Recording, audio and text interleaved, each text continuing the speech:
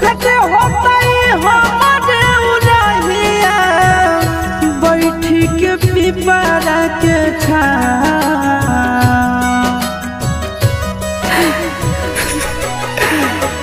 देखते होता हमारे उड़हिया बैठी के पिपरा के रुक रुक रुक अरे टरेनिया रुक रुक रुक रे टरेनिया ले ले चल जनुआ के गाँव रुक रुक रुक रे टरेनिया।